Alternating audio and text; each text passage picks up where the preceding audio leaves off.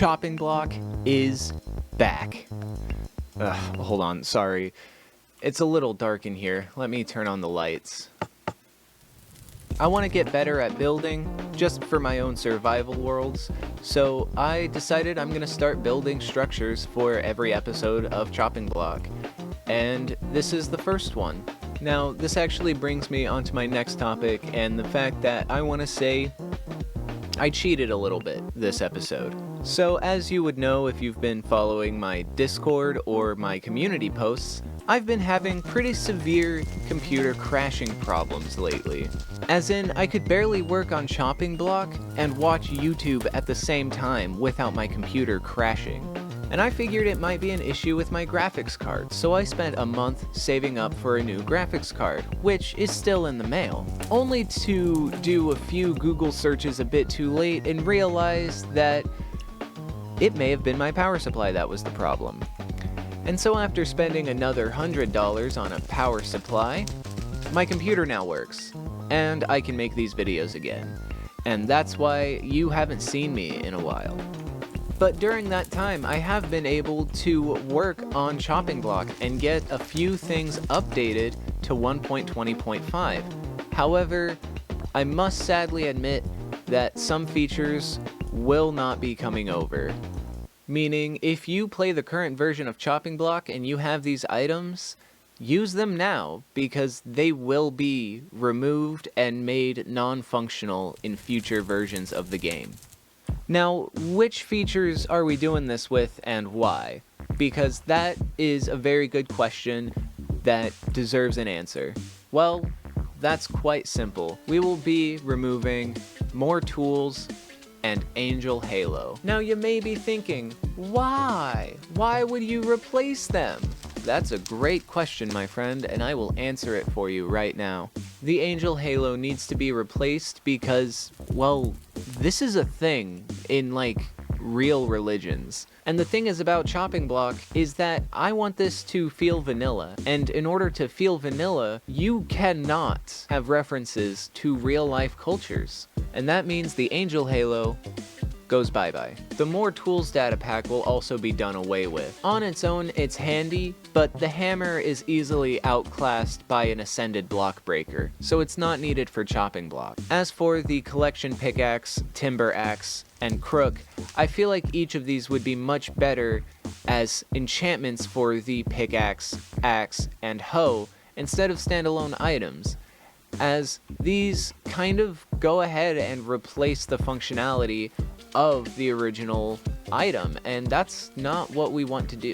What I'll probably end up doing is just waiting until 1.21, because Chopping Block likely isn't going to be getting the big update until after that's released, and when it is released, I'll be able to add custom enchantments to the game. And these will be treasure enchantments, which will incentivize me as a developer to add more ways to obtain treasure enchantments for gameplay, because right now, it's not very helpful.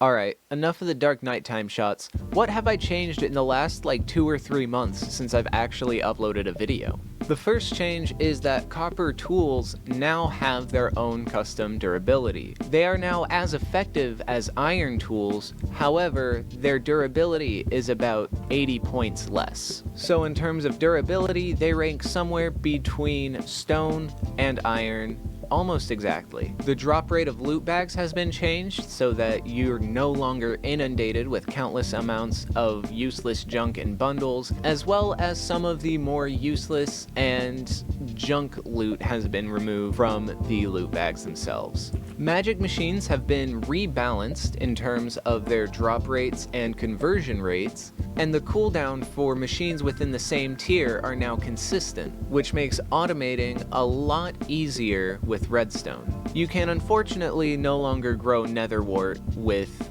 withermeal. You can get netherworts from stripping crimson stems, and once alchemy is added, you'll be able to get warped wort from stripping warped stems. Also, I don't really care to go into the Nether and do piglin bartering to showcase this specifically, but the fortress compasses that you get from piglin bartering have been replaced with fortress maps. Fortress compasses that you've already obtained will still work the same. You'll just be getting maps in future versions. I've also added an updater to the data pack, meaning that when you convert your old world to the new version of the data pack, it will automatically update all your items for you, as well as all the containers in your world and the items in those containers. You may, however, need to break and replace some machines. Now, the first thing we're going to do in small beginnings is update all of the give functions for the items. Currently, they are in the give NBT format. This is not good. Why is this not good, you ask? Currently, there are a bunch of different ways you can spawn in these items. You can use the craft command, which uses its own /give. You can use the give command, which uses its own /give. You can craft it, which has its own item format file, or you can use a loot table, which has its own item format file. And I think I have devised a way to avoid this because, one, we don't need the crafting functions anymore. We can just craft the items normally. But second of all, what we can do is, instead of the give function being a give command, it can just be a loot spawn command that gives the player the loot table that is just spawning the item. And that way we have a reference object that we can copy and paste for that item into other loot tables, and we don't have to change the give function to match the new components that we're giving to items every time there's an update. We just have to change the loot table. And I think that is a pretty sweet deal. Now, I want to give a shout out to this website, mizo.github.io. I use this generator a lot, and it's about time I actually give it a proper shout out, because this is what is going to allow me to make all my custom items. So the seeds are easy. This is just an acacia sapling, for instance. And what we have to do is we have to give it a function of set components. Custom model data, because we're just going in alphabetical order, and we want an item name. And the item name is going to be acacia seeds. That should actually be it. If we download this loot table. Anyway, here's the command to spawn these in. And there it goes. Yeah, acacia seeds. Wow, would you look at that? And the cool thing about all this is that we can just come through and we can replace acacia here with whatever we want. So these are birch seeds, so we can come through, do that, and then boom. We can now give ourselves chorus seeds and cactus seeds. Wow, would you look at that? Now we're gonna do this basically for all the items, and then we're gonna update the give functions, and then I'm gonna check back with you after that's done, and then it'll be time to do the mulch functions, which is gonna be fun, and all the interactions with that. So some days later, with a hotbar full of dye, let's talk about masonry. So when I updated a whole new world of color to the new update, I got a bit lazy, and I decided I really do not want to code the entire masonry bench GUI again, because that's something I'm gonna have to do from scratch, and I'm not happy about it. So what did I do instead? Well, the masonry bench is still in the game. It just doesn't do anything. It's an empty block now, kind of like the fletching table, purely decorational. However, what you can do is craft in the crafting table. And the cool thing is, everything else still works exactly the same. Well, now let's talk about a redstone change. In the last season of Chopping Block, I made light-weighted pressure plates and powered rails craftable with copper ingots instead of gold ingots. This was simply done to make redstone a bit easier to craft and not as resource hungry. In a similar headspace, I also added wooden hoppers and copper hoppers. Now these are not currently functional in this chopping block update. If I place them down, they're just invisible item frames. But thinking about these two items made me think, what if hoppers were just crafted with copper instead. In my head, iron's pretty expensive, and especially in chopping block, not a lot of people are going to be making dedicated high output iron farms. So I think a nice solution to this is just to continue consolidating the metals that are used in redstone down into all being copper. Oh, you thought that was everything? You thought that was the only thing to consider? Of course not. There's still more. There's still one redstone component that requires iron that I'm just not quite comfortable replacing with copper. Yeah, it's the piston. And a part of that is because of the texture. I really don't know how we're gonna translate this into copper without just changing these into copper. But then it's gonna be incompatible with vanilla tweaks. What do? But there's also the fact that copper simply isn't as strong as iron, and I'm not comfortable putting copper inside of a piston that can push, 12 gold blocks. That's like the heaviest thing in the game. Yeah, I just don't think a copper piston could do that. So I am gonna leave the piston crafting recipe, but I might change the hopper crafting recipe to copper. I'm gonna leave that change for the next episode so that I have time for you guys to give me feedback on that in the comments, because I wanna know what you guys think about this change. Should I change hoppers to be made of copper, or should they stay as they are? Alright, that's the engagement for this video. So, I built another island and another structure to show you this next feature.